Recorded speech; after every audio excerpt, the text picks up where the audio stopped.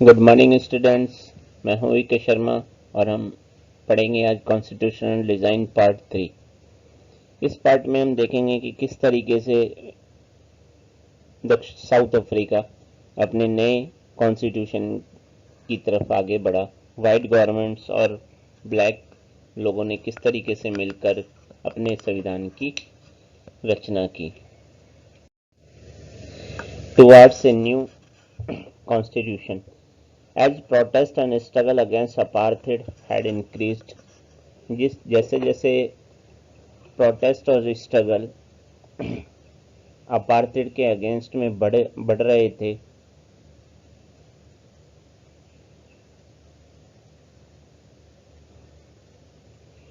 As protest, जैसे protest और struggle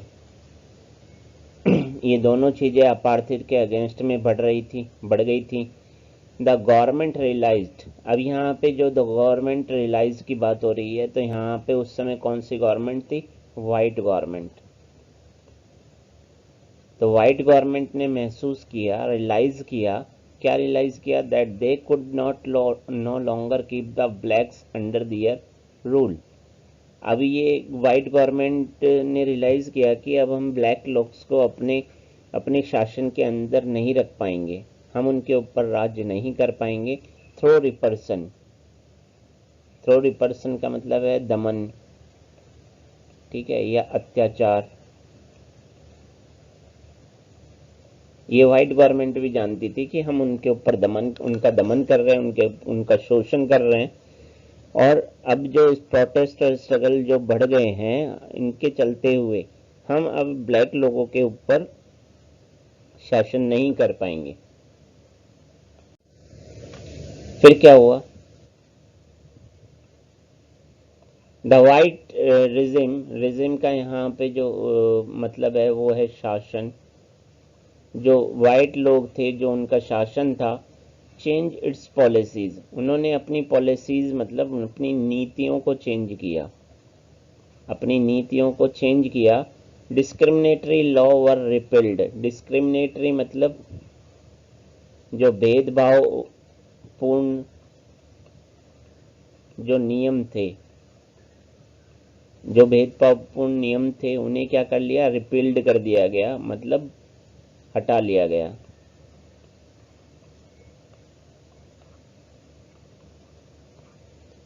अब जब वाइट गवर्नमेंट ये समझ गई थी कि हम ब्लैक लोग, जो ब्लैक पीपल हैं, उनको अपने शासन के अंदर नहीं रख पाएंगे, तो वाइट गवर्नमेंट को क्या करना पड़ा?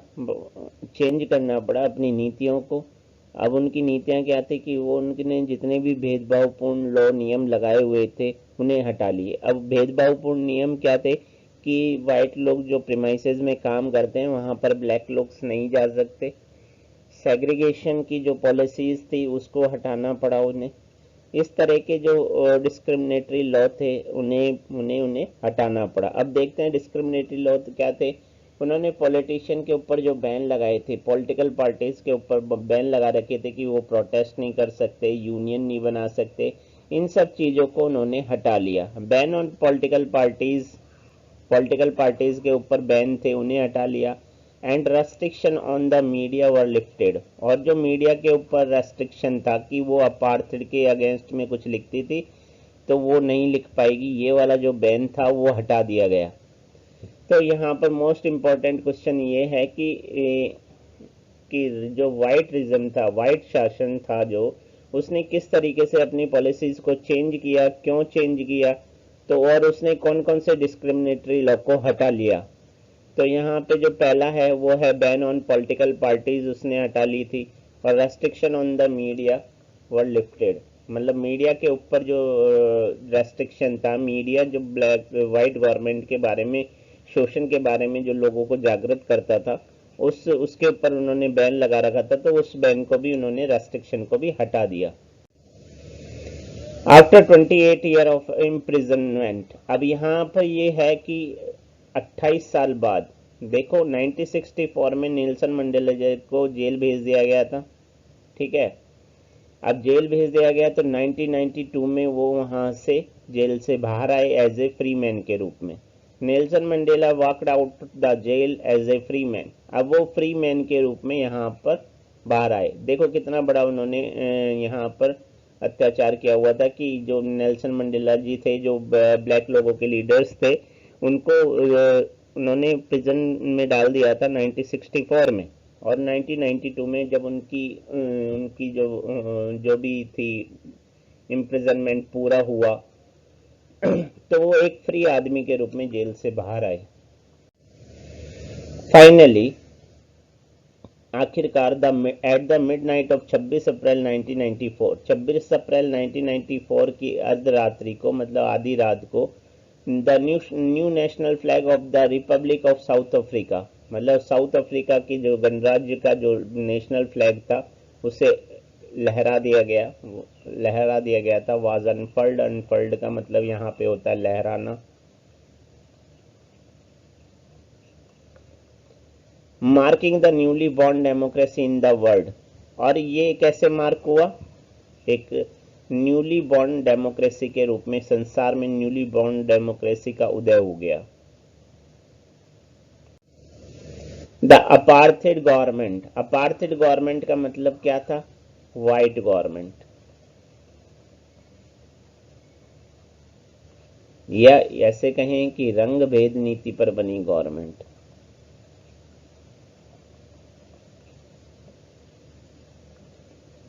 केम टू एन एंड का अंत हुआ। यहाँ पे केम टू एन एंड का मतलब ये हुआ अंत होना।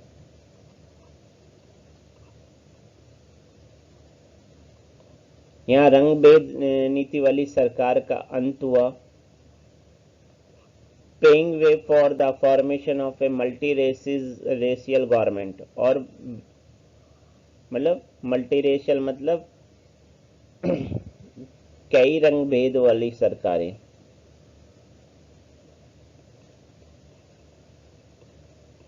गवर्नमेंट का क्या हुआ? फॉर्मेशन हुआ। फॉर्मेशन मतलब बनाना। तो अलग अलग जो रंग वाले जो लोग थे उनकी जो गवर्नमेंट बनाने का क्या हुआ? एक रास्ता मिला यहाँ पर। How did this come about, ये किस तरीके से हुआ उसको देखते हैं।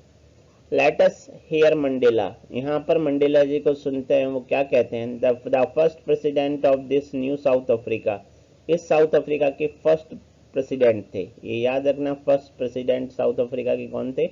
नेल्सन मंडेला जी थे। ऑन दिस एक्स्ट्राऑर्डिनरी ट्रांजिशन, इस एक्स्ट्राऑर्डिनरी ट्रांजिशन का मतलब होता है रूपांतरण, बदलाव।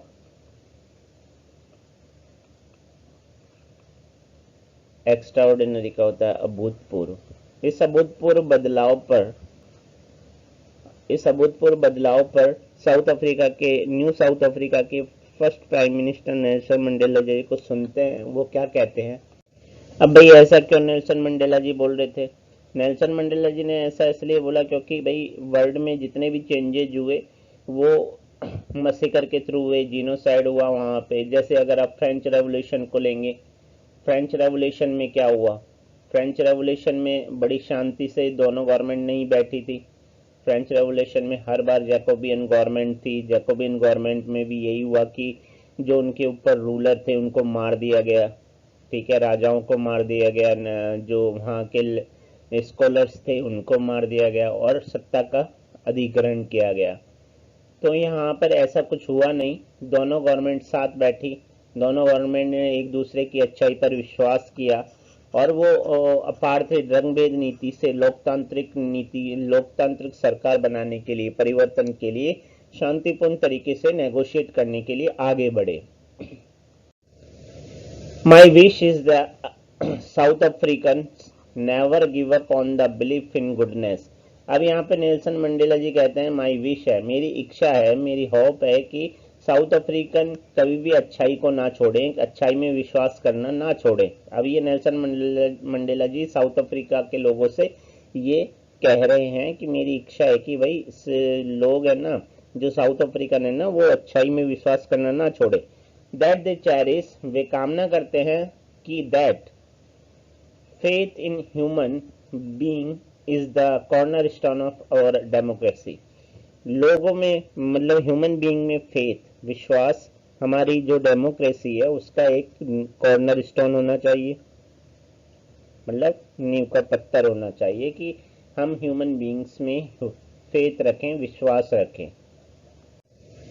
After emergence of the new democratic south Africa, new democratic south Africa के उदय के बाद ब्लैक लीडर्स अपील्ड। अब यहाँ पर क्या हुआ, न्यू डेमोक्रेटिक साउथ अफ्रीका का उदय हो गया, तो ब्लैक लोगों ने क्या किया, ब्लैक लीडर्स थे जैसे नेल्सन मंडेला जी थे, 7 अदर लीडर्स थे, उन जो ब्लैक लीडर्स थे जो ब्लैक लोगों को आगे लीड कर रहे थे, तो उन्होंने अपने जो फेलो ब्लैक थे, मतलब जो उनको उनका अनुसरण कर रहे थे, उनको फॉलो कर रहे थे, प्रोटेस्ट में उनके पीछे चल रहे थे, तो उन्होंने उनसे अपील्ड की कि क्या अपील्ड की, to forgive the whites for the atrocities they had committed while in power. उन्होंने कहा कि भाई जो वाइट लोग थे जब पावर में थे तो उन्होंने क्या किया, उन्होंने जो शोषण किया, जो अत्याचार किया उन वाइट लोगों ने, उसको माफ कर दो, उन्हें क्षमा कर दो। दे सर, उन्होंने कहा let us build a new South Africa, चलो हम एक नया साउथ अफ्रीका बनाते हैं, और वो साउथ अफ्रीका का बेस क्या होना चाहिए, on equality of all races, जितनी भी रेसेज है सब इक्वल होनी चाहिए, इक्वलिटी के आधार पर होना चाहिए, मैन और वुमेन की इक्वलिटी के आधार पर होना चाहिए, उसमें डेमोक्रेटिक वैल्यूज पर होना चाहिए, सोशल जस्टिस, यहाँ पे बात हो रही है सामाजिक न्याय की, सामाजिक न्याय के आधार पर होना चाहिए, और ह्यूमन राइट्स पे, मानव अधिकार पर, ह्यूमन राइट्स का मतलब है मानव अधिकार। तो ये जो इन्होंने बात की कि सामाजिक न्याय भी मिलना चाहिए, न्यू ह्यूमन राइट्स मतलब मानव अधिकार भी मिलने चाहिए, कि rights to speech, rights to education, right to live, right to food, इस तरीके से बहुत सारे राइट्स हैं मानव के, वो होने चाहिए। डेमोक्रेटिक लोकतांत्रिक वैल्यूज होनी चाहिए कि लोगों को वोट देने का अधिकार होना चाहिए, लोग अपने वोट से सरकार को चुन सके, सारे रंग वाले, ये नहीं है कि कोई ब्लैक है कोई वाइट है तो उसको वो नहीं होना चाहिए, मैन और वुमेन दोनों इक्वल होनी चाहिए, जेंडर बायस नहीं होना चाहिए, ठीक है। ये सारी चीजें इन लोगों ने, नेल्सन मंडेला जी ने बोला कि हमारा जो साउथ अफ्रीका है वो इन वैल्यूज पर आगे बढ़े। The party that ruled through oppression and brutal killing, the party that ruled, यहाँ पर बात हो रही है व्हाइट गवर्नमेंट की, वो कह रहे हैं कि जो पार्टी जिसने ऑपरेशन मतलब दमन और ब्रुटल किलिंग के द्वारा जो राज्य किया था, and the party that lead the freedom struggle, और एक पार्टी जिसने इसका विरोध किया, प्रोटेस्ट किया, और अपनी स्वतंत्रता के लिए जिन्होंने स्ट्रगल किया, sat together to draft a common constitution, वो साथ बैठी, sat together मतलब साथ बैठी, किसके लिए साथ बैठी, to draft a common constitution, एक कॉमन कॉन्स्टिट्यूशन को ड्रा करने के लिए। अब कॉमन कॉन्स्टिट्यूशन की मतलब क्या है कि ये जो कॉन्स्टिट्यूशन बना, ये जो संविधान बने, वो व्हाइट और ब्लैक दोनों के लिए हो, ऐसा ना हो कि ब्लैक लोग की मेजोरिटी ज्यादा है, 3/4 में मेजोरिटी थी वहां पे और 1/4 मेजोरिटी व्हाइट लोगों की थी, तो ऐसा ना हो कि 3/4 मेजोरिटी में लोग बैठकर वहां पर अपनी सरकार बना ले, और सरकार बनाकर वो व्हाइट लोगों पर वही चीज करे जो उन्होंने ब्लैक लोगों के साथ की थी, उन पे अत्याचार किया था, उन बहुत सारे लोगों को मार दिया था। तो इस तरीके की जो घटना है वो नहीं होनी चाहिए, हमें ह्यूमन बीइंग में बिलीव करना चाहिए, हमें फेथ करना चाहिए, और उसके आधार पे कॉन्स्टिट्यूशन का निर्माण करना चाहिए। After 2 year of the discussion and the debate, अब इस सारी चीजों में 2 साल लगे, ठीक है, इस पे डिस्कशन किया गया, डिबेट हुई, they came out with one of the finest constitution of the world has ever had, जो अब 2 साल तक डिबेट और डिस्कशन के बाद एक फाइनेस्ट कॉन्स्टिट्यूशन द वर्ल्ड, एक बहुत ही फाइनेस्ट कॉन्स्टिट्यूशन आया जो आज तक इस वर्ल्ड में कहीं पर नहीं था। This constitution gave to its citizen, ये जो कॉन्स्टिट्यूशन जो बना, इस कॉन्स्टिट्यूशन मतलब इस संविधान ने गेव टू इट्स सिटीजन्स, अपने नागरिकों को दिया मोस्ट एक्सटेंसिव राइट, बहुत ही व्यापक अधिकार। मतलब ऐसा नहीं है कि सिटीजन्स के लिए जो अधिकार थे वो बहुत कम थे, बहुत ही व्यापक अधिकार दिए। अवेलेबल इन एनी कंट्री, जो किसी भी कंट्री में अवेलेबल नहीं है। ठीक है, यहाँ अगर देखा जाए तो ये कह रहे हैं कि वर्ल्ड में जितने भी कंट्री हैं उनके जो सिटीजन्स हैं उनके पास जो अधिकार थे उससे कहीं बढ़कर अधिकार साउथ अफ्रीका के कॉन्स्टिट्यूशन ने अपने नागरिकों को प्रदान किए। टुगेदर दे डिसाइडेड, इसके साथ ही उन्होंने डिसाइड किया, क्या डिसाइड किया? Together they decided that in the search of a solution, in search to the problem, और इसके साथ ही उन्होंने डिसाइड किया किसी भी प्रॉब्लम के सॉल्यूशन की तलाश में दो चीजें होनी चाहिए। नोबडी शुड बी एक्सक्लूडेड, किसी को भी नहीं छोड़ा जाएगा, किसी को भी नहीं छोड़ा जाएगा। मतलब अगर कोई प्रॉब्लम है और उसका सॉल्यूशन ढूंढना है तो ऐसा नहीं है कि पर्टिकुलर लोग उस प्रॉब्लम की सॉल्यूशन को ढूंढने में लगे हुए हैं, नहीं, इसमें सब लोग शामिल होंगे। ठीक है, किसी को नहीं छोड़ा जाएगा। No one should be treated as demon, और ऐसा नहीं है कि किसी को एक डेमन के रूप में देखा जाए। मतलब डेमन मतलब राक्षस के रूप में नहीं देखना चाहिए। मतलब यहाँ पर ऐसे बात हो रही है कि किसी प्रॉब्लम, जैसे कॉन्स्टिट्यूशन बन रहा है, कोई बना रहे हैं, तो उसमें ऐसा नहीं है कि व्हाइट गवर्नमेंट ने हमारे ऊपर अत्याचार किए थे तो इन लोगों को इस प्रॉब्लम का सॉल्यूशन में शामिल नहीं करना चाहिए, उन्हें भी शामिल करना है। ठीक है, और किसी को भी, और अब ऐसा नहीं होना चाहिए कि जो अब ये नए संविधान में जो व्हाइट लोग हैं उन्हें डेमन के रूप में नहीं देखना है, या ब्लैक लोगों को नहीं डेमन के रूप में व्हाइट लोग ना देखें। इस तरीके से ये कॉन्स्टिट्यूशन का निर्माण हुआ। They agreed that everybody should become part of the solution। अब यहाँ पे दे एग्रीड का मतलब है कि यहाँ पे व्हाइट और जो ब्लैक थे दोनों एग्रीड हुए कि जो प्रॉब्लम है, जो भी सॉल्यूशन निकालना है उसमें दोनों की भागीदारी होनी चाहिए। Whatever they might have done, चाहे उन्होंने कुछ भी किया हो। ठीक है ना, रिप्रेजेंटेड इन द पास्ट, उन्होंने पास्ट में कुछ भी किया हो। कि यहाँ पर ये कहना चाहते हैं कि जब गवर्नमेंट बन रही है तो यहाँ पे ऐसा नहीं हो कि व्हाइट गवर्नमेंट जिन्होंने पास्ट में अत्याचार किए थे या दमन किया था उनको छोड़ दिया जाए किसी प्रॉब्लम का सॉल्यूशन ढूंढने में, ऐसा नहीं होना चाहिए। और उन्हें डेमन के रूप में भी नहीं देखना चाहिए, उन्हें ऐसा नहीं हो कि उन्हें राक्षस मान लिया जाए और वो बोला जाए कि भाई नहीं, आप इस प्रॉब्लम में भाग नहीं ले सकते। ठीक है, उनकी डिग्निटी को भी मेंटेन रखना है। तो ये सारी चीजें नेल्सन मंडेला जी ने बोला। ठीक है, तो इस तरीके से यहाँ पे हमारा हमने पार्ट 3 डिस्कशन कर लिया है। अब नेक्स्ट वीडियो में हम देखेंगे कि साउथ अफ्रीका की प्रियम्बल क्या है और किस तरीके से इन्होंने आगे बढ़े। तो वीडियो को लाइक करिए, शेयर करिए, ज्यादा से ज्यादा लोगों तक पहुंच पाए, बच्चे समझ पाए कि कंसेप्ट क्लियर हो पाए उन लोगों का। Thank you.